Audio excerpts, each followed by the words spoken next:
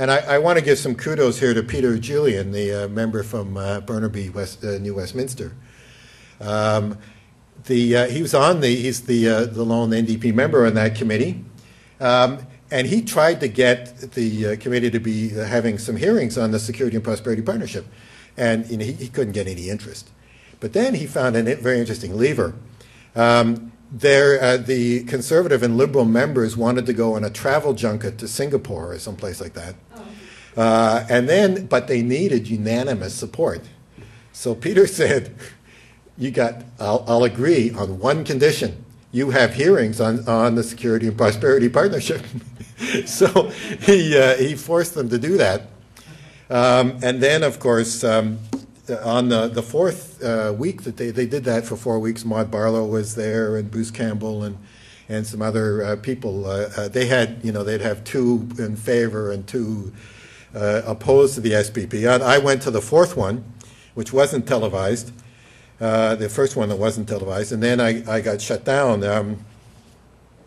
It was as soon as I started my talk, I could see the Conservative members. They stopped listening to what I was saying, and they started to.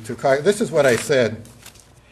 I don't understand why Canada is discussing helping to ensure American energy security when Canada has no energy policy and neither plans nor enough pipelines to get oil to Eastern Canadians during an international supply crisis. Canada is the most vulnerable member of the International Energy Agency, the IEA, yet recklessly exports a higher and higher share of oil and gas to the U.S. This locks Canada into a higher share under NAFTA's proportionality clause. Instead of guaranteeing the U.S. energy security, how about a Canadian SPP, a secure petroleum plan for Canada? That was my first paragraph, and then I just went on from there. And they weren't listening. 3 minutes later, Benoit shuts me down, saying what you're saying is irrelevant. So you heard what I said, and then this Mr. Benoit's reply. If you're here to discuss energy security for Canadians, then you're off topic. This is supposed to be about a security plan for North America. Okay, the next one. So this was a story in the Edmonton Journal, the Ottawa Citizen, the Montreal Gazette.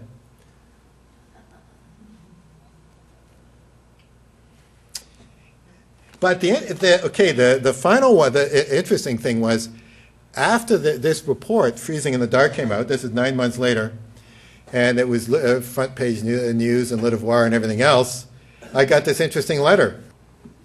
I would like to thank you for sending me a copy of your recent report. I found it to be interesting and informative piece. I look forward to the day when you can again appear before a committee that I chair. Leon Benoit, my good friend Leon Benoit. So that's an interesting change of direction. Conversion, the road to Damascus. Okay, energy superpower or satellite. Well, you keep hearing the Prime Minister saying that Canada is an energy superpower. He tells every foreign leader he can. He goes to Washington. No, and I mean, that is so laughable.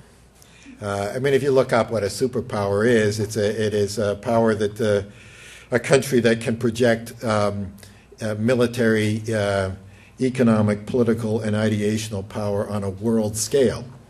Is that Canada? If you look up the definition of satellite, resource satellite, then you will find out what Canada is. This is the 98-pound weakling pretending he is a hunk. You can't guarantee, if you can't guarantee that your citizens don't freeze in the dark during an international oil shortage, when you can't control how much you export, when you can't set the price at which citizens buy back their own energy from the foreign transnationals, and when you can't determine who owns the industry, you know you are a satellite. I tell my American friends the Boston Tea Party was fought over less than this. The problem that we have is the Canadian energy policy has been stuck in the deep freeze for over 25 years, and we must take it out of the freezer, thaw it, and reshape it. If we don't, we will be the worst per capita contributor to greenhouse gases in the world, followed quickly by running out of fossil fuels so that truly Canadians could freeze in the dark. Now, I know at this point I've been sounding more like Cassandra than Pollyanna, but bear with me here. Let's figure out how to get to an energy policy, take it out of the deep freeze. Well, it's important to understand how we got to the present. And this may be a blast for the past from some of you who are probably those who are over the age of 40, but it may be a new thing to the younger generation. I want to talk a bit about the National Energy Program and the 1970s, and then talk about today and the part in between when we became a resource satellite. Well, it was in the 1970s was a really interesting period. There was a tremendous pressure by Canadians to gain more control over their country, to become more independent from the United States, to gain control over their resources, culturally and all kinds of ways. And that actually had a real effect on the government. That Trudeau was not naturally an economic nationalist. In fact, he was opposed to that. But there was a lot of pressure. But at the same time, this was the period in which there was the first energy crisis, the rise of OPEC, of resource nationalism, in fact, the largest wave of nationalizations of the transnationals, the deglobalization of the transnationals, if you want to put it in those terms, that there ever has been in history. The first 5 years of the 1970s, there were 336 major takeovers of transnational oil companies, not just oil companies, by governments. And Petro-Canada was set up exactly in that period. Canada was part of that resource nationalism. It was not just something that was happening in Canada. It was a hopeful time in many ways. And I'm actually convinced that we're going into a similar political climate with of course, new twists. And this is where which is going to push paradigm shift, climate change, peak oil, and energy security for citizens all coming together. Well, before in the 1970s, before the National Energy Program, I wonder if you could do the next slide, please. Canada started to move towards more of a Canada First kind of policy. We had been a resource satellite of the United States, but we actually moved to these kind of policies. This is before the National Energy Program of 1980. A two-price policy. Well, the price of oil went up by about 1,200% between 1973 and 1980. It was the 1973 Yom Kippur War. It trebled, and then it did that again after the Iranian Revolution in 78, 79. And the Canadian government had this policy of saying, well, that's just a monopoly price. Why should we be going up to that?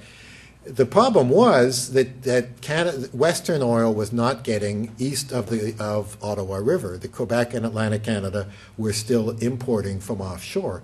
So the way that they got the lower price for Canadians was that in the exports to the U.S., they charged the international price, and then they used that to subsidize the price in Eastern Canada. But they also built a pipeline from Sarnia to Montreal. That was the first time it went to Quebec, 250,000 barrels. And that dropped the imports from 50% to 30%. And they did other things like encouraging natural gas to replace oil, home insulation programs, the Canadian policies of improving efficiency in cars. Jimmy Carter was really leading the way, and the Americans actually reduced consumption by a quarter in the late 70s and early 80s. And that actually broke the power of OPEC at the time. So that was going on. But the oil and gas industry was still dominated by foreign transnationals, and there was Canadian outrage at this. And the National Energy Program went further than this. If you could do the next one as well. They actually did talk about security of supply back then, self-sufficiency. These were the official goals that were announced. And the idea was to raise Canadian ownership within 10 years to 50%, partly through public ownership, partly through private ownership. And then, well, they talked about fairness, and a lot of it was the federal government wanted to get more revenues from both the oil companies and from Alberta. The Canadian ownership goal was wildly popular in Canada. 84% of Canadians supported the Canadianization goals of the national interest. You know, to get 84% of Canadians to agree on anything is just amazing. And even in Alberta, over half of Albertans supported the Canadianization goals of the National Energy Program. Now, there were problems with it, with the NEP. It was unilaterally imposed rather than a federal-provincial partnership. And any kind of new policy, we need a federal-provincial partnership. There were attempts to move oil exploration away from Alberta to the Canada lands, to where the federal government controlled it. And of course, there were unofficial goals of the Liberals to party to show that that they were the party that represented all Canadians, especially in the East. Reasserting federal powers over the economy and Ottawa's visibility, and that kind of thing. Now, there was the National Energy Program came in at a very unfortunate time. First of all, in the election of 1980, you probably might remember this is even the time zones that we have in this country were it didn't help at all. Westerners woke up. They turned on their televisions, and there was already a majority Trudeau government before any of the West had voted, and the West elected 2 Liberals out of 77, and it made no difference to the outcome. So that didn't sit well with Westerners, and very understandably. But the big sin of the NEP was that it coincided with the world price downturn. The price of oil went down from $40 then, and that's actually in today's terms $103. So that we are just about reaching, when it's $101, $102 now, it's almost as high as it was in 1980. It dropped to $10. Alberta is a high-cost region. As I said, the industrial countries cutting supplies, cutting consumption, broke the power of OPEC, and that also brought on new production. So there's a world oil glut, and it lasted through the 1980s and 90s, and we are just now going back into a real energy shortage. Every oil region in the world was equally devastated, not just Alberta. So Mexico defaulted on its debt. Louisiana and Texas were laid just as low. My brother-in-law in Louisiana was laid off as a diver in the oil industry. All of these things were happening.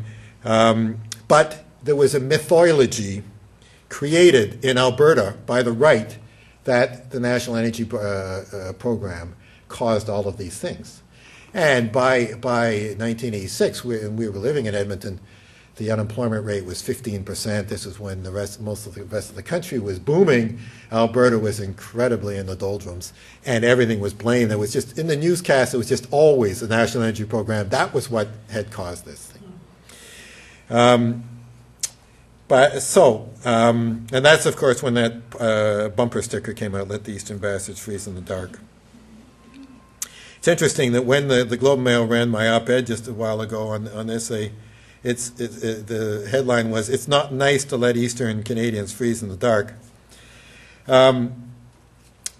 Okay, so the right's revenge was to make sure that there could never be another Canada First energy policy. The election of the Mulroney Conservatives in 1984 overturned the National Energy Program, and the transnationals, led by people like Thomas D'Aquino, the Business Council of National Issues, which is now the CCCE, the Canadian Council of Chief Executives, the 150 largest corporations, the kind of private government of Canada. They thrust the free trade agreement on Mulroney, and he took to it quite well. The main idea, of course, had nothing to do with free trade. That was just the cover. It was to get Americans guaranteed access to Canadian oil, and to kill the chances for ever. Peter Lougheed, who had been the premier and had really promoted the national the free trade agreement, been totally opposed to the National Energy Program. He said the biggest plus of this agreement, the free trade agreement, is it would preclude a federal government from bringing in a national energy program ever again. Pat Carney, who was the External Affairs Minister, she said, critics say the problem with the free trade agreement is that under its terms, Canada can never impose another national energy program on the country. The critics are right. That was our objective in these negotiations. So we now have the free trade agreement, we have NAFTA, we have the proportionality clause, which says that Canada must continue to export the same proportion of energy that we have in the last 3 years. And that is a moving percentage. And generally, it's a ratchet. You know, it can basically only go up. So we now export 2/3 of our oil and 60% of our natural gas, less of our electricity, but that's also subject to this agreement. Mexico, when they came in, said, no way, we're not going to do this. Mexico, you know, they have a holiday every year, a national holiday, called Energy Independence Day. And it's to commemorate 70 years ago. In 1938, the government nationalized all of the oil companies, the transnational oil companies. And the Marines didn't go in, by the way. Because whenever you say that in Canada, they say, oh, well, the U.S. Marines will be in Alberta tomorrow, you know. And so, you know, they weren't crazy enough to do it. So, you know, and I always say, well, if the Mexicans are in NAFTA and they don't have to do this, why do we? Let's get a Mexican exemption. And now, of course, we've got 5 pipelines. They are planning 5 more pipelines to the U.S. They are not planning pipelines to Eastern Canada to replace the oil that we import. There is a pipeline also being planned to the West Coast that could go to Southeast Asia or could go to the U.S. So we are that's where we are stuck right now. Well, how did Canada now is the most vulnerable country in the International Energy Agency to short-term oil shortages. Every country, every other industrial country in the world has strategic petroleum reserves. These are reserves where you have 90 days of supply of oil. Generally, it's of that size, so that you can, if there is a shortage, you can do something about it. Every country in the European Union, 27 countries, have strategic petroleum reserves. They must, as members of the European Union. Every country other than Canada in the International Energy Agency, and that's 26 industrial countries, other than Canada, has a strategic petroleum reserve. All of the Anglosphere countries, in Canada, especially the Harper government, has been going along with this you know, the United States, Britain, Australia, New Zealand have strategic petroleum reserves. India and China and a number of third world. And the interesting thing is more and more oil exporting countries, Norway, Saudi Arabia, Iran, Mexico, have strategic petroleum reserves. Now, you know, you could say that, you know, maybe the Canadian government knows something that all these other countries don't know. Or you know, maybe it's the other way around.